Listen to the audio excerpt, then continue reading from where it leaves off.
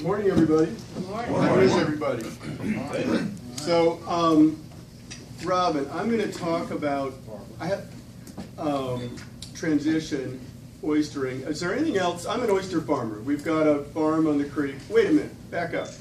I owe everybody here an apology. I was supposed to be here a few weeks ago, and I was sitting at my computer and completely missed the event.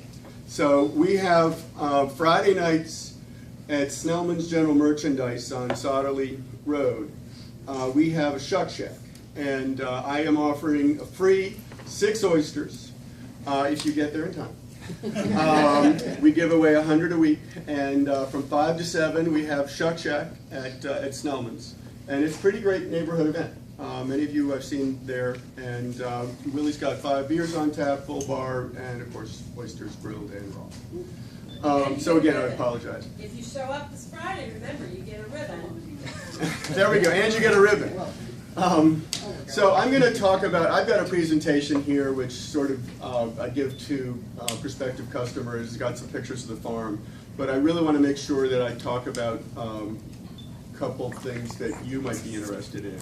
So is there anything that anyone here would like to know about with respect to my, I should talk China? Don't be shy. All right. Make them taste like escargot. That's what I prefer. Actually, you know, someone I hear that's really funny. I was at an event, customer event in the South about 3 weeks ago, and a chef came up to me, and he goes, "Your oysters are chef's oysters. You can't classify them. They're like truffles in a shell." I almost kissed him. And I raised my prices. Exactly. So anyway, we're the chefs like the product that we have from St. Mary's County here. All right, let's do some pictures here. This is just a cute little video of somebody on the farm. This is one of the hams on our crew. That's pulling an oyster cage out of the water. There's about 1,000 oysters in that cage. And we have rows and rows. When you look at the beautiful clean water, underneath it, boy, this video is not moving very fast, but that's that. Basically, an oyster farm has a series of cages underwater in long lines. So that's a view of our oyster farm. If you look really closely, you can see a couple buoys out here. But basically, there's rows and rows and rows of those cages under the water growing in cages. And so that's the difference between, I'm a control freak, right? So most people know about wild oysters growing on the bottom or private leases growing on the bottom. We grow a farmed oyster in a cage. And so when you there's a lot of people hear about spat-on shell, about how you start oysters, and that whole spat-on shell process, which gets a lot of press, we don't use it. Okay, that spat-on shell process is how you seed oysters on the bottom. We actually buy, and so I'll have a couple quick pictures. So on a big picture, we grow a farmed oyster in a cage as opposed to a wild oyster on the bottom. That's a view, but that's the Patuxent River. We all know, most of us know where that previous picture was. So here's a picture of many oysters in a cage. Those are beautiful. I'm supposed to have about 100 pictures of the farm. There it is. Okay. So weather happens, and I didn't get to do a happy. I'm happy the storm went out to sea, or hopefully will go out to sea, because one of the things about oysters is that when weather happens, I don't worry too much about our inventory. I worry about our equipment. And there is that particular, you can see the waves breaking over the dock, and the winds are blowing probably 40, 50 miles an hour in that shot. So those are the things we worry about. So this is a nursery. So we grow, these are called upwellers, and these are big tanks with silos in them. And there's millions of baby oysters growing right there on the dock. And all that is, there's a bunch of pumps under the dock. Our entire farm is solar powered. Mike Thompson helped us, where's Mike? Hi, Mike. Mike helped us source that, and it's been a tremendous success. 72 kilowatt system on the farm, and the entire oyster operation and 3 houses on the farm are all powered with that. This is what it looks like on a summer day, and that is about 1 million oyster seed. Our whole business is volume management. So you get 1 million oyster seed, fills about a gallon container, and about 20 months later, 1 million oysters fills about 35 dump trucks. So in between, all we do is very labor intensive. All we do is sort and separate oysters by size. We grade them, and grade them. And by volume, a bigger oyster takes all the food from a smaller oyster. So as soon as you take the bigger oyster away, the little oysters go, oh my God, I can eat again, and they grow. That's our business in a nutshell. That's a close-up shot of a bunch of seed. There you can sort of see the growth of what happens in between. That oyster is about 3/4 of an inch. So, in 3 weeks, when you think about it, it's a miracle. An oyster is growing from 1 millimeter to 3 inches in about 18 or 20 months. That's pretty big. Where do you get your seed? Too much information, but seed we buy from hatcheries. Hatcheries is an art and is science and art. And this year we could buy seed in April and May. We couldn't get any in June and July, and I have a whole bunch of seed that started late in August. So I'm on a bay acidification committee, and these are in the oyster business. In the water, you hear about the canary in the coal mine. We don't even know what the canary is in the water, about these leading indicators, and so there's a lot of science going towards that, and we just plain need data. Now, do you have to cover your upwellers if you get a storm with a lot of rain like we had the last week? Because you could have potential overflow. What do you do? Do you cover those up? Or? What we've got is the water itself freshens, but let me give you a long answer. There's so much flush. You saw the river. It's almost 2 miles wide there. And what happens is, even when you get a couple inches, or a couple of years ago we had 8 inches in one afternoon, the pumps just move so much water. Okay. So you can't overflow the buckets, basically. It just circulates right through. Gotcha. The taste and the salinity of the water modulates somewhat, but again, there's so much flush coming from the ocean this far up in the bay that we don't find much problem.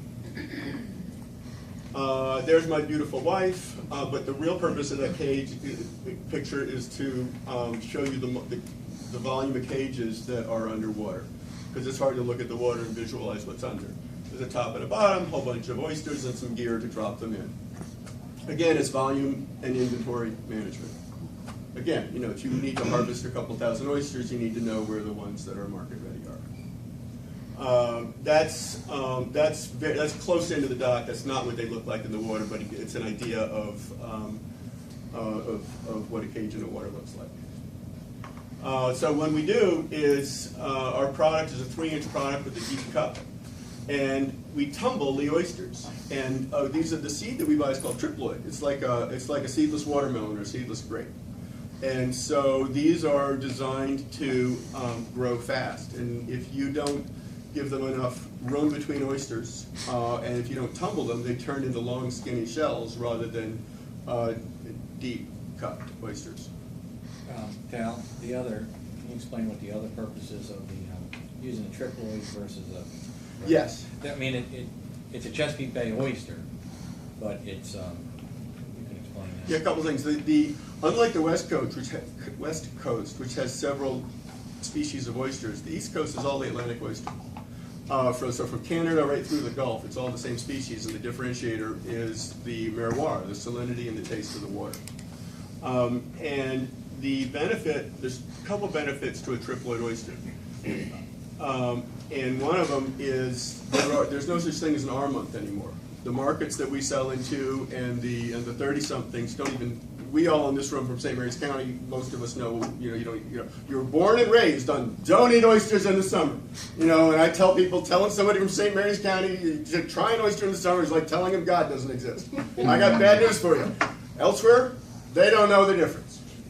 And we sell plenty of oysters year-round. And the two reasons are, every month is an R month. It's called refrigeration. So there was a very good reason that you were all brought up not eating oysters. It wasn't safe, right? Now we have ridiculous amounts of very, very good. We actually try to far exceed the regulations.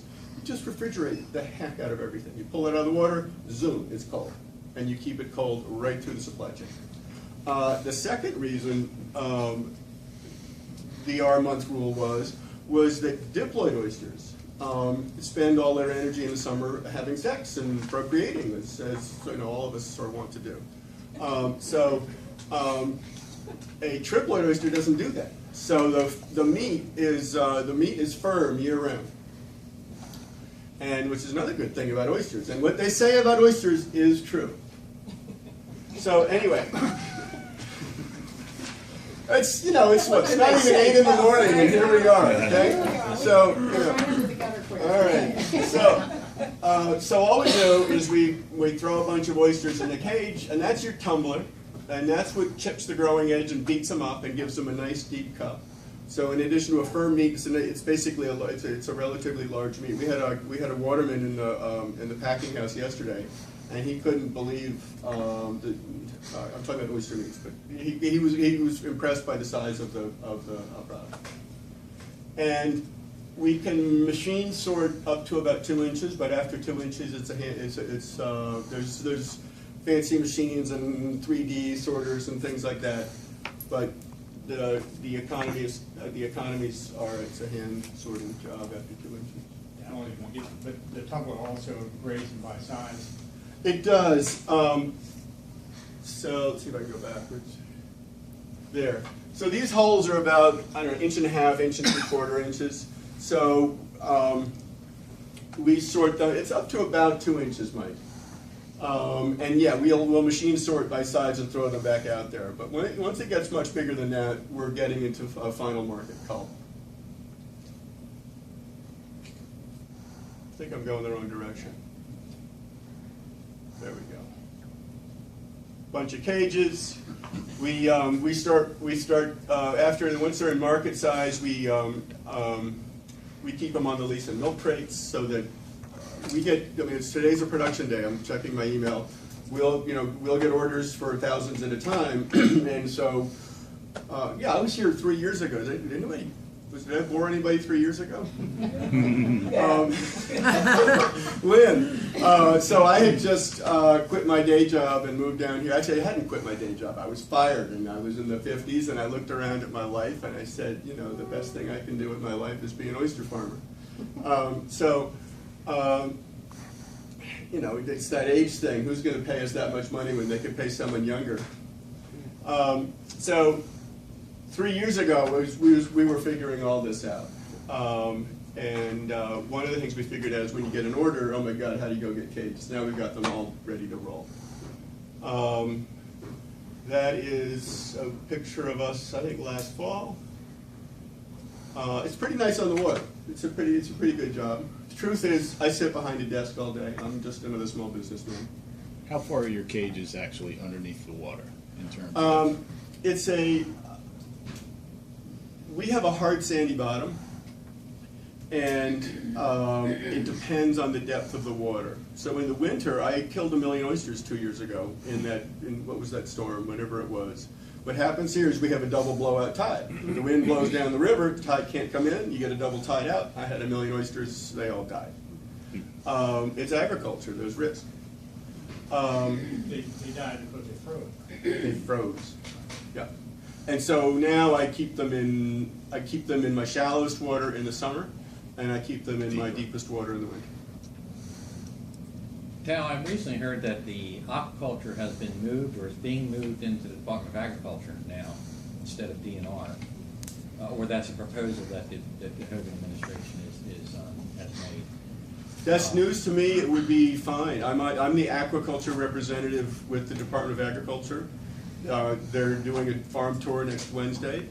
And the reason it moved into DNR in about 2010, it was part of the legislation that promoted.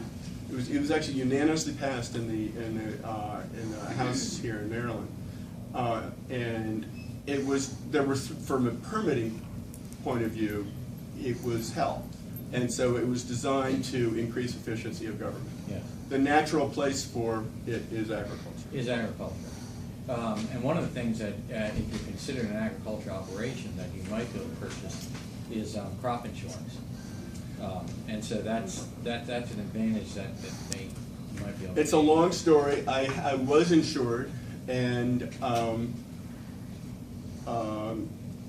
didn't get very much money. I got something. Even after all these counts, actually, it's a very interesting story. There's no data on what the value of a farmed oyster is, so the only data that Maryland can point to, Maryland points to the federal data. The federal data uses wild oyster product, which has a 10 or 15% of the value of a finished farm product.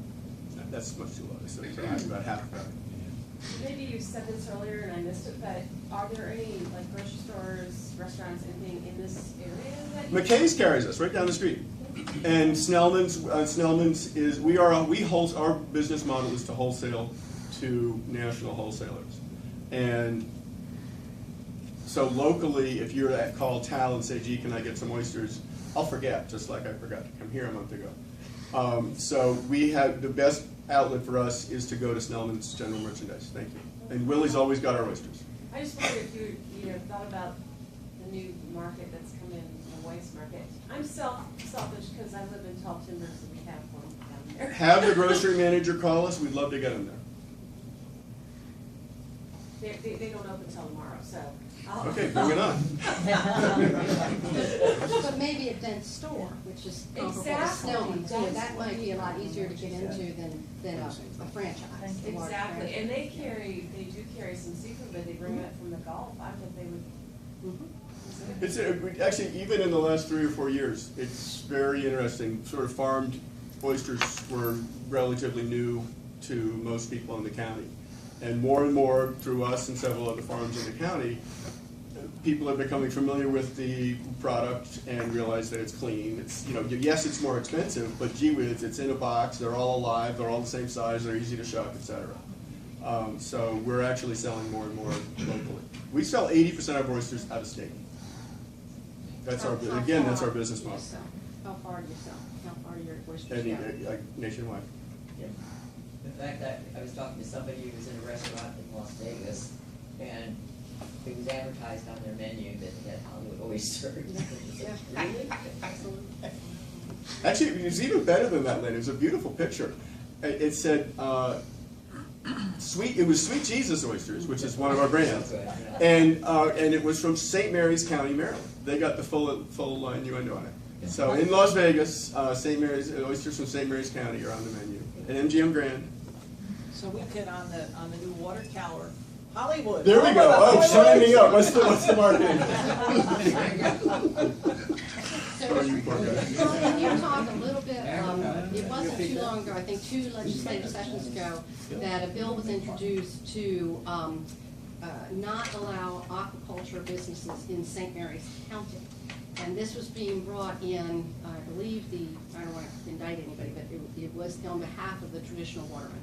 So can you talk a little bit about the tension that exists? This is a new enterprise and the traditional watermen and the crisis they're facing in terms of an industry.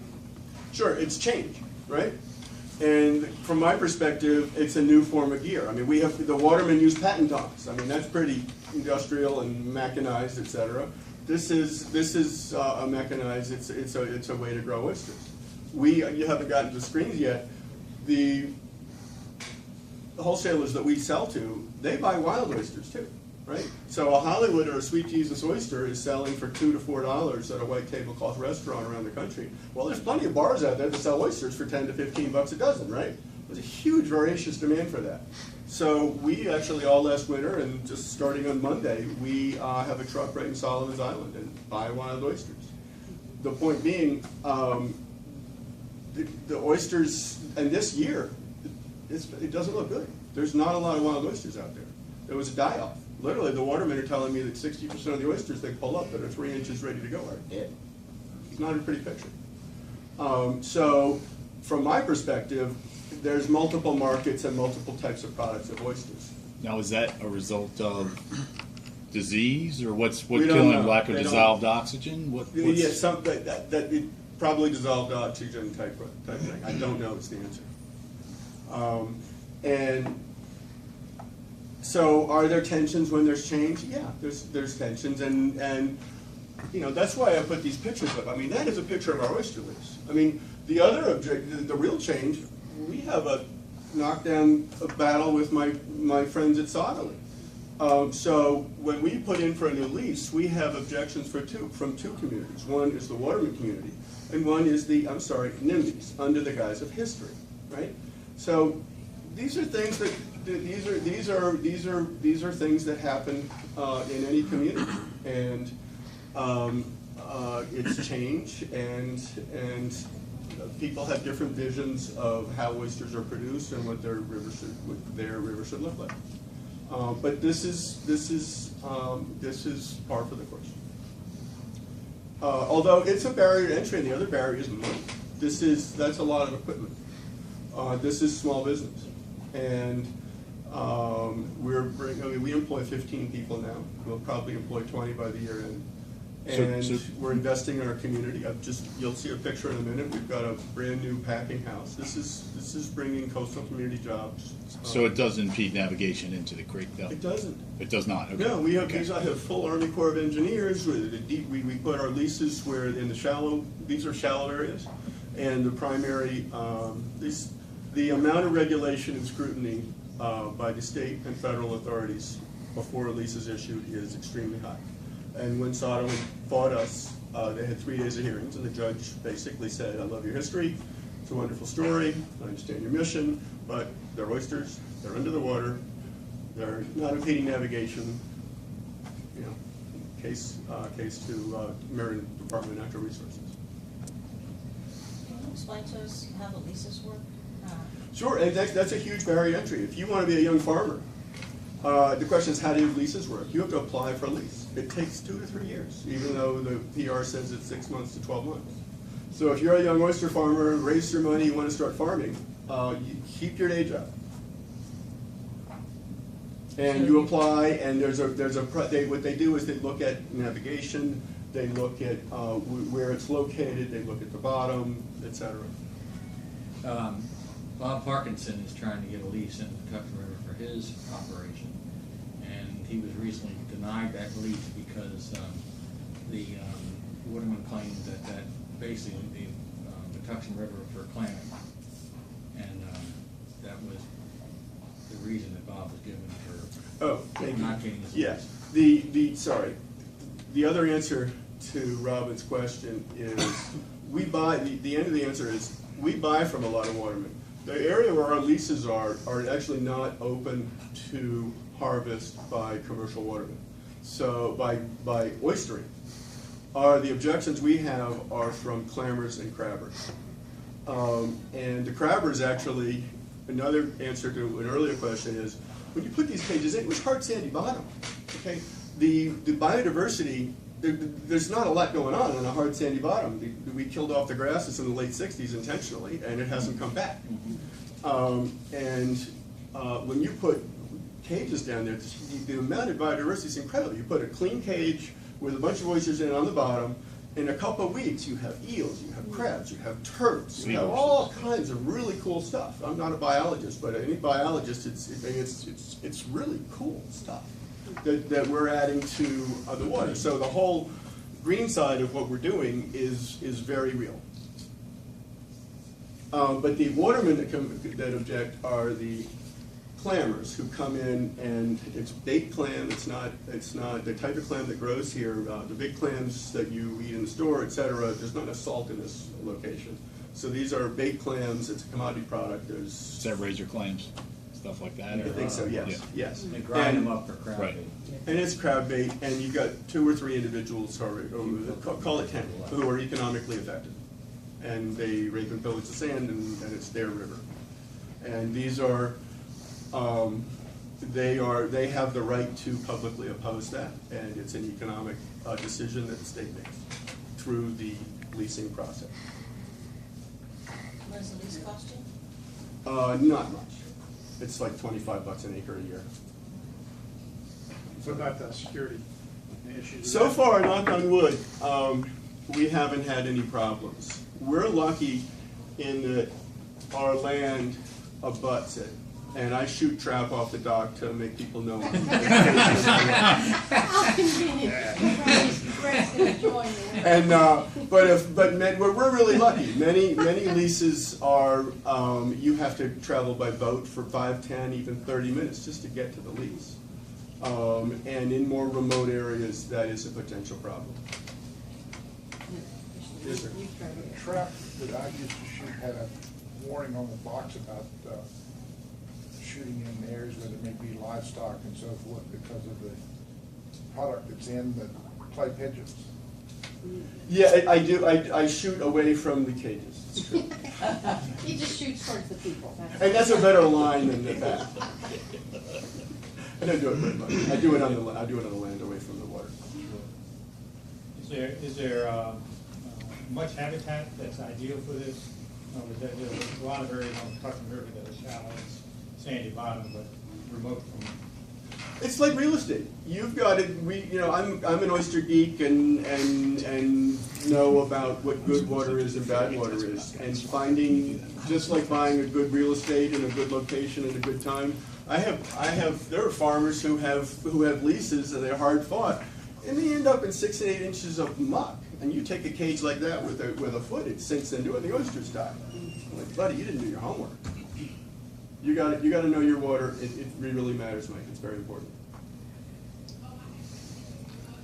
Hello. I don't know a lot about oysters except for they taste good, but do these taste differently than the other oysters, or you wouldn't know the difference? Good question. So when we market our oysters,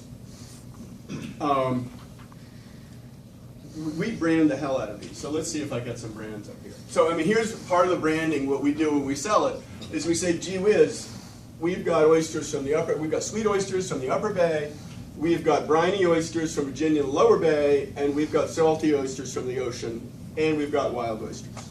So from a marketing perspective, that's a macro is taste, is salinity, right? And then within that, I'm trying to get to our brands. I guess that was our brands. Okay, so we brand the heck out of things, right? And our cove, Hogs Neck Creek, the whole way I got into this business is the $500 tax credit. How much time do I have? You're running out. All right, 1 minute. Yeah, because. All right, we're almost done. Okay, so last question. So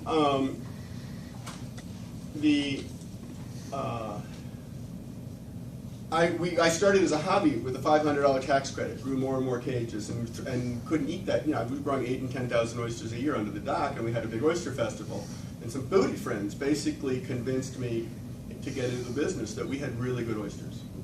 And so the taste of Hogs Neck Creek is a unique, distinctive, branded taste. So when a chef at a restaurant, or when you at a customer at a restaurant ask for a Hollywood or a Sweet Jesus grown in St. Mary's County oyster, basically know what that taste is. The bivalve oyster is a branded taste. When you buy a wild oyster, it's an oyster meat, it's got some salt in it, there's not a lot going on. Or there may or may not be a lot going on. We go into, when we source the bivalve oyster, again, I'm an oyster geek. I've been in every creek on the eastern shore and western shore. Each creek has a different taste, and that's when you hear about the terroir and the terroir of an oyster. It's true, and you get into you pair it with wines, etc. Nice. Who's the American oyster? Make one comment. One of the things that I've always enjoyed by watching his operation down there is that he uses entry-level employees. Some of these people are whatever they're doing, but you keep them busy for 18 months or whatever, and then they go get it seems like.